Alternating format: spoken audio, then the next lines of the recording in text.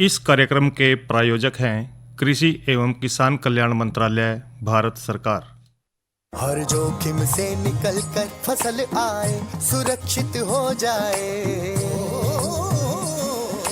फसल बीमा से हर किसान अब आत्मनिर्भर हो जाए। संकट के समय प्रधानमंत्री फसल बीमा योजना किसानों के लिए वरदान है। अब सूखा पड़े या बाढ़ आ जाए कोई डर नहीं, अब ओले पड़े या कीट पतंगे फसल खा जाए कोई फिक्र नहीं, क्योंकि हमने लिया है प्रधानमंत्री फसल बीमा। बुआई से फसल कटाई तक हर जोखिम का दावा, न्यूनतम प्रीमियम पर अधिकतम भुगतान का वादा। योजना से हर साल जुड़ रहे हैं 5 करोड़ से ज्यादा किसान। अब आपकी है बारी। नजदीकी कृषि कार्यालय, सहकारी समिति, बैंक शाखा, अधिकृत बीमा कंपनी या जन सेवा केंद्र में स्वेच्छा से करा सकते हैं पंजीकरण। फसल बीमा पोर्टल या फसल बीमा ऐप द्वारा भी कराया जा सकता है पंजीकरण। प्रधानमंत्री फसल बीमा योजना, आपकी फसलों का संपूर्ण सुरक्षा कवच। कृषि एवं किसान कल्याण मंत्रालय, भारत सरकार। वीरेंद्र भाई राम राम। कृष्ण भाई आपने भी और किसान वाणी कार्यक्रम सुनने वाले सारे बहन भाई है ना हमारी राम राम। कृष्ण भाई जी, सर्दी के मौसम तो लगभग शुरू हो लिया। बिल्कुल। जो न्यू कही करे थे भाई नहीं भी सवेर सांझ की सर्दी है। हाँ। तो वे भी जो है धूप में बैठे दिखे हैं। बिल्कुल बिल्कुल। और ऐसे में जब में खुद भी बैठे हैं तो कई लोग तो मैंने यो भी देखा है भाई जोन से अपने डांगर हैं उनके भी खरेरा कर रहे हैं। कोई नहाने लग रहा है दोपहर में। हाँ। और कोई देख रहा है भाई पूरा जोर ला रखा डांगरा की देखभाल। बिल्कुल बिल्कुल। हाँ, क्योंकि देखिए वीरेंद्र भाई, जो पशुओं की देख रेख ना करेंगे ना, जी हाँ, फिर देखो दूध भी चाहिए उन पदे। हम बात सही कह रहे जब हैं। उनकी सेवा नहीं करेंगे तो खान पीने का भी उत्पादन ध्यान रखना, बिल्कुल सही दूध कह का रहे भी ध्यान रखना भी बढ़ेंगे, क्योंकि कई बार जो है ना डांगर कई बार कम लग जा दूध देने। हाँ, सही तो है। उसके खाने का भी अपना ध्यान रखना पड़ेगा। उसका खाने पाने का आहार कैसा हो, कैसा हो, उसकी देख रेख कैसी हो। बिल्कुल है जी। और उसका बाहर ले जाना तो किस तरह से देखभाल करें जिससे कि सही दूध उत्पादन हो।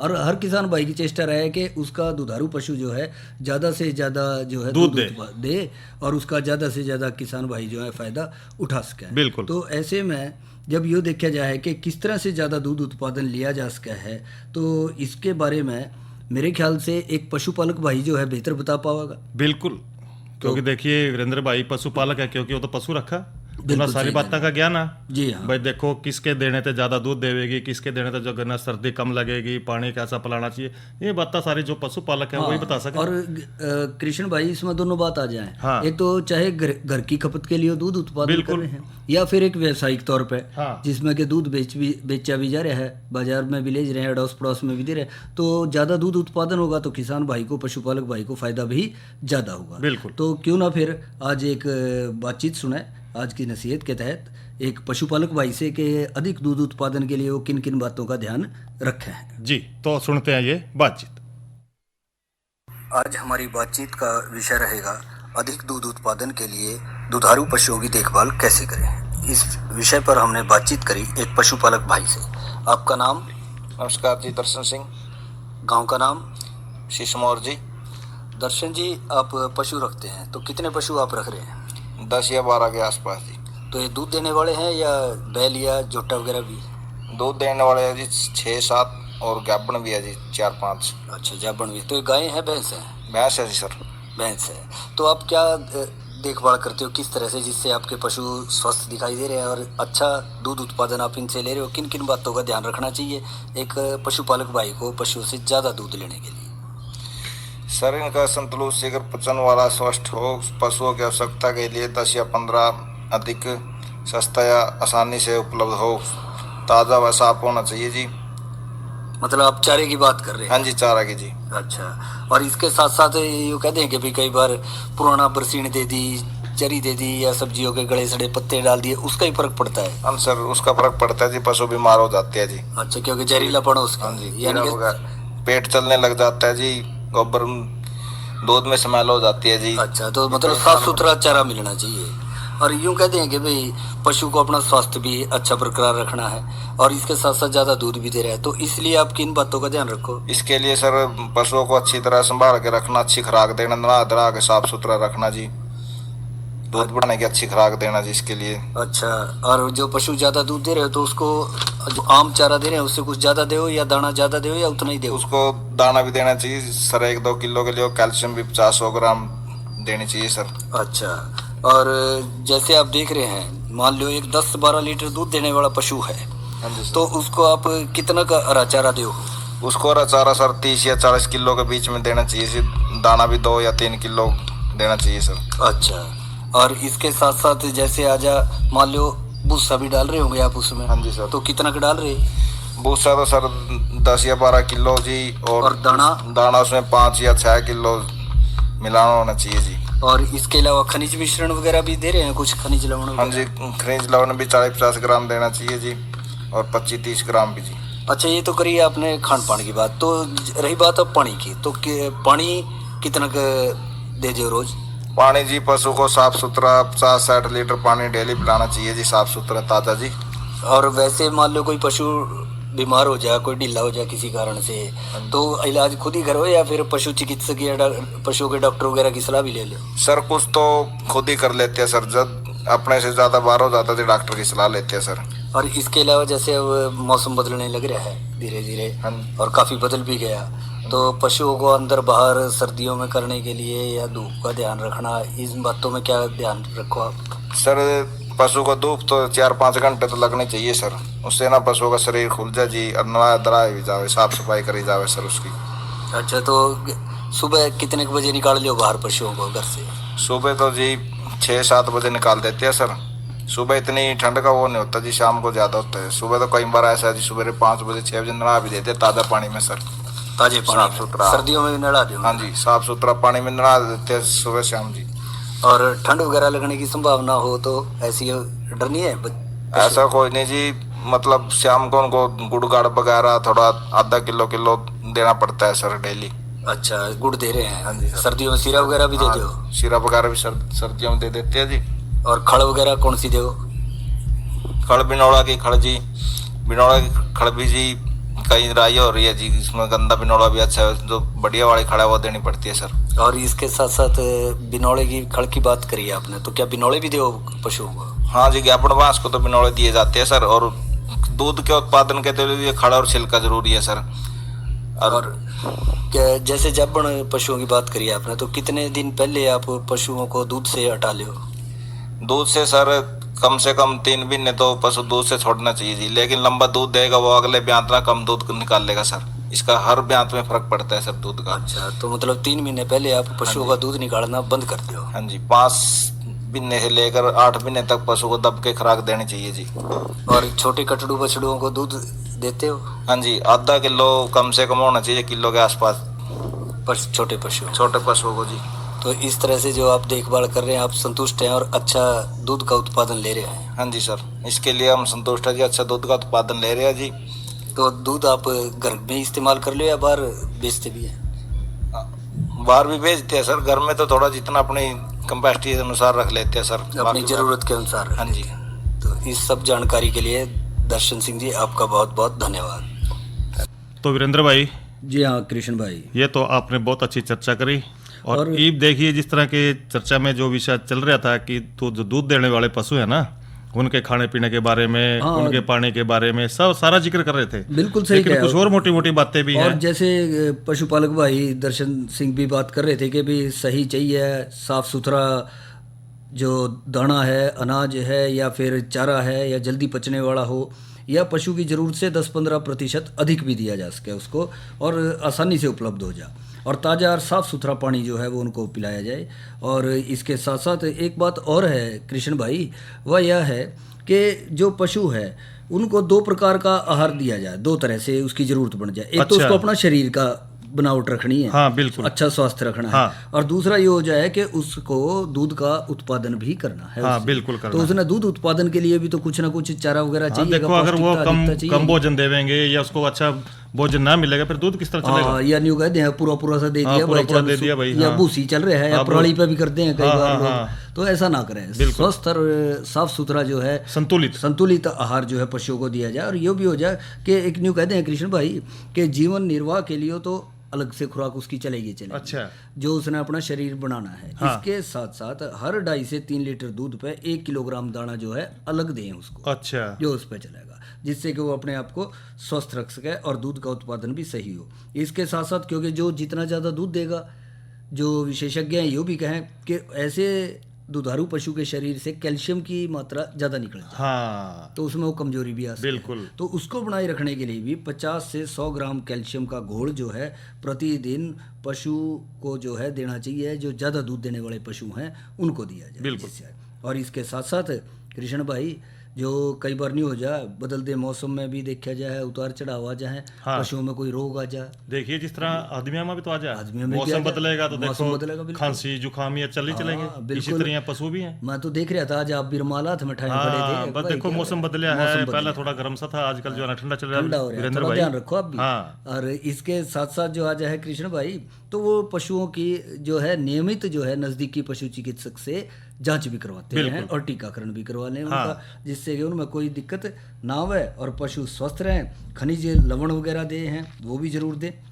40 से 50 ग्राम जो है, आपने देखा होगा कृष्ण भाई, कई बार खुरली में बड़े बड़े डले गिरते हैं सेंधे नमक हाँ के। सिंधे नमक के, और वो क्यों है? क्योंकि वो उसकी नमक की जरूरत को पूरा कर दे। बिल्कुल। और वो उसने चाटेंगे लगातार, प्यास भी ज्यादा लगेगी। प्यास ज्यादा लगे तो कोई नहीं करा भाई, चारू हो गया पशु। चारू हो गया पशु। हाँ। बिल्कुल सही है, उसके मुंह का स्वाद बदलेगा। हाँ बिल्कुल। और वो फिर जाहिर है कि ज़्यादा जो है पानी भी पिएगा और वो स्वस्थ भी रहेगा पशु। और एक थोड़ा सा चिचड़ियों वगैरह से, इनसे परजीवियों से भी बचाव हाथ फेरते रहना चाहिए। हाथ फेर दे रहे हैं उसने, खरेरा वगैरह कर दे, हाँ, कर दे। जिससे कि साफ सुथरे रहें और पशु को किसी प्रकार की कोई दिक्कत ना हो। ना हो। तो कृष्ण भाई जी। या तो हमने बातचीत भी सुनी, बिल्कुल। जो पशुपालक भाई दर्शन सिंह गांव सिसमौर से अधिक दूध उत्पादन के लिए दुधारू पशुओं की देखभाल विषय पर चर्चा हाँ। भी करी। तो अब थोड़ा मनोरंजन भी कर ले। हाँ बिल्कुल वीरेंद्र भाई, देखिए भाई भी इंतजार कर रहे होंगे। बिल्कुल सही कह रहे हैं, तो आओ सुने यो लोकगीत।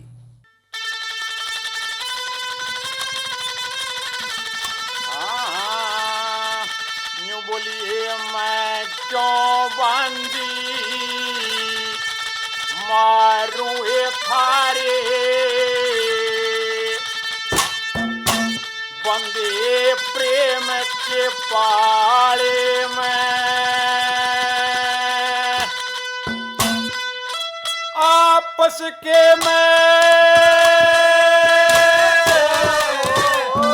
आपस के में चले सारे क्यों बुंडी बनो बेचारे मैं क्यों बंदी मारूं थारे बंदे प्रेम के पाले में आपस के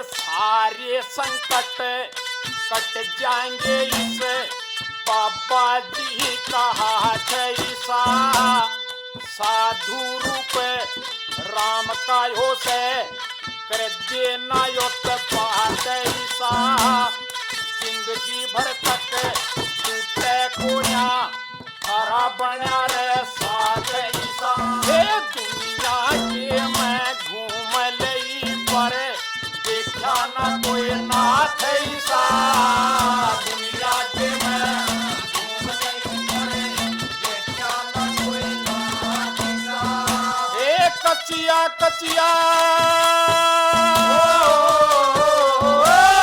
कचिया कचिया गाती साधनो गोब फूटरी डाले मैं जो भंगी मारू थारे बंधे प्रेम के पाले में आपस के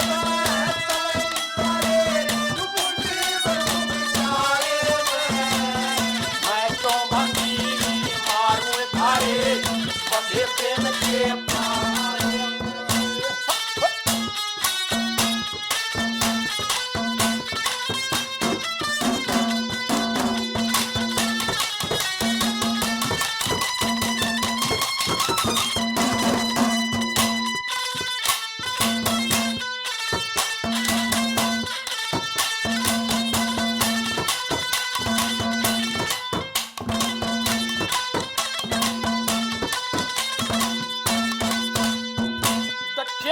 बाबा जी का, ए बाबा जी का जकर करे मत मेरे जकर में कट कैसे। धर्म कर्म की ना जाने वो अधम बेताल अट कैसे। चंद किरण इस बाबा ते मेरा बोलने ने मन भट कैसे। तक सोच समझ के पाधारी तेरा प्यारियों पे समझ कैसे। सोच समझ के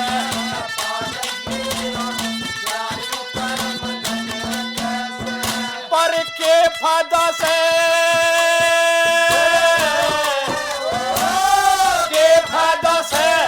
बाबा के संगे थोड़ी जिंदगी गाड़े मैं क्यों भंगी मारू थारे मध्य प्रेम के पारे में आपस के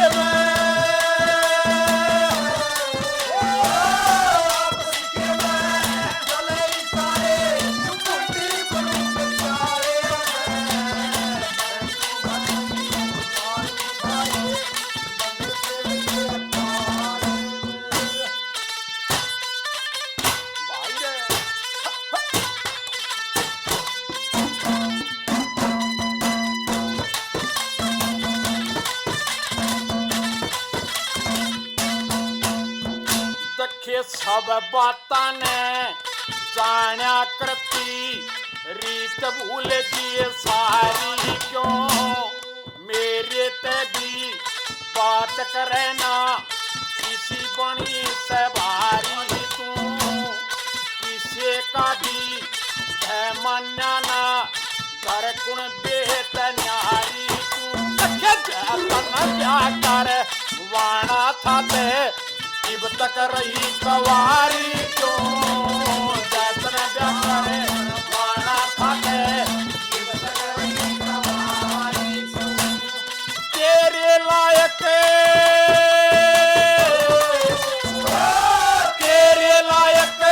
कार नहीं से क्यों पैर धरे सतारे मैं क्यों बंदी मारू थारे बंदे प्रेम के पहाड़े में।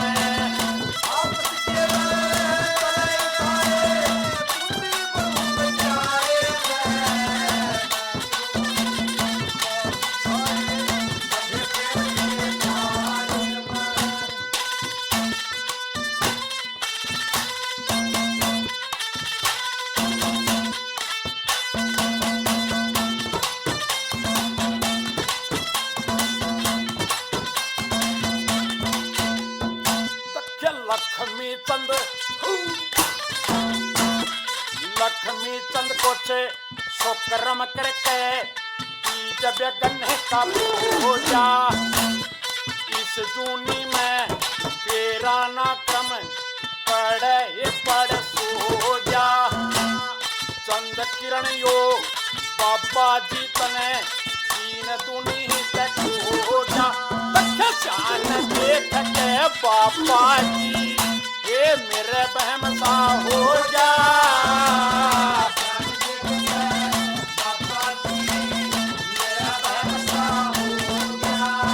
तू तो इसी प्रेम में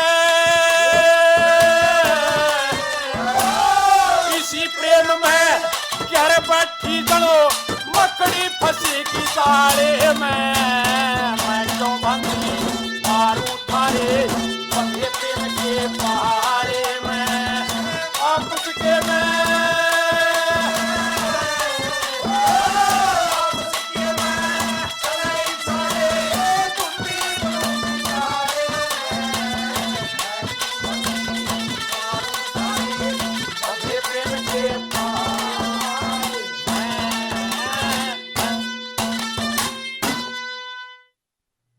कृष्ण भाई जी या तो सुना लोकगीत मैं क्यों भांजी मारूं, बिल्कुल शिक्षा सिंगर साथियों की आवाज में। अरे जब आप लोकगीत सुन रहे थे, हाँ। जब आप थोड़ा सर्दी गर्मी सी की भी बात कर रहे थे, हाँ, बिल्कुल तो वीरेंद्र, बढ़ गई, हाँ। तो फिर इसका तो अंदाजा उसी से लगाएगा जब आप पूरा मौसम का पतरा खोलोगे। बिल्कुल। देखिए वीरेंद्र भाई, आज के तापमान का जिक्र कर लें थोड़ा सा। आज का जो अधिकतम तापमान रहा वो रहा 29 डिग्री सेल्सियस और न्यूनतम तापमान रहा 10 डिग्री सेल्सियस। और कल जो है ना अधिकतम तापमान रहेगा 27 डिग्री सेल्सियस और न्यूनतम तापमान रहने की संभावना है 10 डिग्री सेल्सियस। और इसके साथ जो हवा की गति है वो 6 से लेकर के 6 किलोमीटर प्रति घंटे की रफ्तार से वो चलेगी। अच्छा, तो कृष्ण भाई मौसम की बात कर लिया आपने। बिल्कुल। तो ये कल के कृषि कार्यक्रम के बारे में भी भाई सोच रहे होंगे कि भाई हाँ। आज की तो ये कर रहे हैं और कल ने के कुछ हाँ, होगा। कल ना क्या के बारे में बताएंगे। हाँ, तो कल ने कृष्ण भाई करेंगे चर्चा गोभी वर्गीय सब्जियों की देखभाल पे, और दूसरा आज की नसीहत के तहत करेंगे चर्चा सरसों में खरपतवार नियंत्रण पे। और कृष्ण भाई ये कल की बात कर ली, ये भी आज का भी काम रह रहा है। हाँ, देखिए वीरेंद्र भाई, आज का जो बातचीत सोचा है ना आपको जो कौन सी करोगे, जी हाँ, वो रहेगी आजकल के दिन में मुर्गी घरों का प्रबंधन और उनकी अन्य देखभाल के बारे में, वो भी चर्चा करने लगे। हाँ बिल्कुल सही कह रहे हैं आपके भाई, वो भी जरूर करनी है क्योंकि मौसम के साथ साथ जब पशुओं पर फर्क पड़े तो पक्षियों पर भी फर्क पड़ा है तो पक्षियों पर भी फर्क पड़ेगा। बिल्कुल। और वही बात आ जाए कृष्ण भाई कि मौसम के अनुसार जो आ जा है तो वो व्यवस्था जो है हमने मुर्गी घरों में करनी पड़ेगी। यानी कि मिसाल के तौर पर ले लें, सर्दी का मौसम है तो तापमान थोड़ा बढ़ाना पड़ेगा, गर्मी की व्यवस्था करनी पड़ेगी। और गर्मी ज्यादा है तो ठंडक करनी पड़ेगी। और जो बरसात है तो नमी थोड़ी कम करनी पड़ेगी। इस तरह से थोड़ा सा इनकी व्यवस्था करनी पड़ेगी क्योंकि नाजुक सा पक्षी है तो उसका ध्यान रखना ही पड़ेगा। इसके साथ साथ थोड़ा ये भी हो जाए कि मुर्गी घरों में गर्द गुबार कूड़ा करकट है वो भी समय समय पर साफ करना पड़ेगा। इसके साथ साथ मुर्गी घरों में हवा के आने जाने की पूरी व्यवस्था भी करनी पड़ेगी। धूप भी थोड़ी लगनी चाहिए, धूप भी लगनी चाहिए दिन के समय। और एक और है, कौन सी कृष्ण भाई, कई बार न्यू देखा जाए क्योंकि संख्या में पक्षी काफी हुए हैं जगह, और उसमें कार्बन डाइऑक्साइड अमोनिया जो है और वो बढ़ जाए तो उसका बराबर जो है निकास होता रहना चाहिए, ताजी हवा भी अंदर आंदी रहनी चाहिए। इसका भी हमने ध्यान रखना पड़ेगा। और इसके साथ साथ एक चीज और है, कौन सी? वो यह है, आपने भी देखा होगा घर में जहाँ अनाज रखे रहे। अच्छा, चूहे का जिक्र करोगे। तो ये भी आ जाए तो ये चूहे अनाज पे नहीं जाते, इनके ऊपर भी आक्रमण करते हैं कई बार, खासकर छोटे चूजे पे। और न्योल भी बिल्कुल सही कह रहे हैं, न्योल भी आ जाए। और इसके अलावा और भी कई हिंसक जीव आ जाए, कई बार बड़ा तकड़ा सांप हो, कहीं में पराली मिल गई, बिल बाल में आ गया, वो भी नुकसान पहुंचा सके। तो इनकी भी रोकथाम जो है वहाँ पे जरूर करनी चाहिए। और इसके साथ साथ क्या बात करें कृष्ण भाई तापमान की, तो तापमान जो है सामान्य तौर पर तापमान जो आ जाए वो 18.3 डिग्री से 23.9 डिग्री सेल्सियस तक होना चाहिए। बिल्कुल।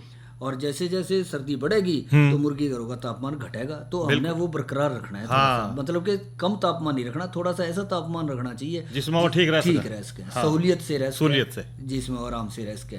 और इसके साथ साथ देखा जा है कि थोड़ा सा जो छोटे चूजे हैं उसका भी ध्यान रखना हमने। मुर्गी के एक दिन के चूजों को जो पढ़ रहे हैं तो उनको जो है जिस तरह अंदाजे से लें कि 35 डिग्री सेल्सियस तापमान की जरूरत पड़े। अच्छा। और इसके लिए 1 से 2 सप्ताह तक के देखें तो उसमें 32.2 डिग्री सेल्सियस थोड़ा कम हो गया। हाँ जी हाँ, तो ये आ जाएगा क्योंकि वो भी तो बढ़ गए ना थोड़े आकार में। और 2 से 3 हफ्ते के जो चूजे हैं उनमें 29.4 डिग्री सेल्सियस चाहिएगा। यानी कि वीरेंद्र भाई हर हफ्ते जो है ना जिन तरह उनकी जो उम्र है उससे कम होंगे तो उनका तापमान उसी के अनुसार यानी कि कम होता चला जाएगा। हाँ, ये भी बात आप सही कह रहे हैं। और इसके लिए ना कई बार न्यू करते हैं जहाँ पे उनको रखा जाए, जिसने के ब्रूडर कहते हैं चूजे के बिल्कुल पास रखा उनकी जगह 7 वर्ग इंच जगह पे 2 वाट बिजली का जो है प्रबंध करते हैं जिससे कि उसको नवासी आंदी रहेगी। आपने देखा होगा मुर्गी घर में बल्ब टंग रहे हैं। हम नहीं देखे करते भैया टंग क्यों रहे हैं, हमने सोचा कि ये तो रोशनी खातर टंग रहे हैं, रोशनी खातर लेकिन इतने चांदने की जरूरत है, इतना तो न्यू का बाल करना पढ़ने में भी नहीं चाहिए। बिल्कुल। तो पता लगा कि ये तो भाई इनकी गर्मी का सर्दी का तापमान को बरकरार रखने के लिए बल्ब ज्यादा संख्या में लगा। गर्मियों में तो देखा है कि उसने हटा दें और सर्दियों में फिर ज्यादा बल्ब बढ़ा। गर्मियों में तो 1-2 में भी काम चल जाएगा। बिल्कुल है जी, सर्दियों में जो है उनकी संख्या बढ़ जाए। और इसी तरह से ये भी हो जाए जब ज्यादा ठंड हो तो मुर्गी घरों में जो है ठंड की लहर यानी शीत लहर से बचाने के लिए उनकी खिड़कियों पर बोरी या टाट वगैरह या पर्दे या फिर न्यू कह लो वे उसके कट्टे के पल्लड़ लगा दें। या इसके अलावा कई जो है सरकंडे वगैरह के में टाटियां बांध दें। तो उनसे जो है सीधी हवा से ठंडी हवा से उसको बचाया जा सके जिससे कि सीधा हवा का ठंडी हवा का प्रकोप उस पर ना हो। और जो बिछावन है नीचे बिट्टा बट्टा करते हैं गिल्ला तो गिल्ला हो जाएगा, हाँ। तो समय समय पे उसको भी बदलते रहे, बिल्कुल वो भी ठीक रह जाएगा, जिससे कि साफ सुथरा रहे उसमें। और उसमें 100 वर्ग फुट जगह के लिए 1 से 2 किलोग्राम भुजा है चूना भी मिला दे नीचे, ताकि वो जो उनकी नमी है ना वो खत्म हो जाए। बिल्कुल सही करे आप, तो तो पूरी देख रेख कर रखी है। देखो भी हमारे पड़ोस में भी है मुर्गी घर, तो अच्छा हम देखते रहे भैया, हाँ भाई क्या कर रहे हैं यहाँ। हाँ, यह बात आपने सही करे। और समय समय पे जो मुर्गी चिकित्सा विशेषज्ञ है उनकी भी सलाह लेते रहें, बिल्कुल, कि भाई उनको कोई जरूरत पड़ जाए किसी चीज की या टीकाकरण की जरूरत है, इनमें भी टीके लगे हैं बचाव के, तो वो जो है चिकित्सक ही बेहतर बता पाएगा, उसकी सलाह से लगवाए। और इसके साथ साथ जो आजा है, सर्दियों में मुर्गियों का जो आहार थोड़ा ज़्यादा रहे तो तापमान को बनाए रखने के लिए उनकी ऊर्जा भी ज़्यादा लगेगी, बिल्कुल। तो थोड़ा सा आहार भी संतुलित हो, अच्छा हो, साफ हो, खराब ना हो, जिसमें ऊर्जा, प्रोटीन, खनिज पदार्थ, विटामिन सही अनुपात में हो, और पीने के लिए पानी भी मुर्गियों को स्वच्छ और ताज़ा मिलता रहे। अरे अरे अरे क्या कर रहा है? इधर इधर इधर, हम बोल रहे हैं तेरे बीजू का। उतला बोल रहा है? पक्षियों से तो हम खेत को बचा लेते हैं, पर इन घातक रसायनों से कैसे बचाएं? मतलब? देख बेटा, तू जो ये अंधाधुंध रसायन मिलाता है ना, मिट्टी की सेहत बिगड़ने लगी है, और जब माटी ही कमजोर पड़ जाएगी तो उपज कैसे सेहतमंद होगी? अरे पहले ऐसा नहीं था, पूछना अपने बड़े बुजुर्गों से, कैसे फसल लहलहाती थी, शुद्धता झलकती थी, हाँ, माटी भी तंदुरुस्त और लोग भी। अरे पहली वाली बात कहाँ? पर अब तो सब यही डाले हैं। सब नहीं, आज भी लाखों जागरूक किसान परंपरागत विधि से फसल उगा रहे हैं, खर्चा कम और उपज की कीमत भी बेहतर पा रहे हैं। सच है? रे बेटे, एक्सपीरियंस से बता रहे हैं, धूप में बाल सफेद नहीं किए हैं। हाँ। ठीक है भाई, मैं भी आज से जैविक खेती शुरू करूंगा। माटी से प्रेम की परंपरा है, परंपरागत खेती। और कृष्ण भाई जी, इसी के साथ हमारे आज के किसान वाणी कार्यक्रम का समय समाप्त होया, तो भाइयों से लें इजाजत। और इस कार्यक्रम के प्रायोजक थे कृषि एवं किसान कल्याण मंत्रालय, भारत सरकार। तो अच्छा भाइयों, राम राम।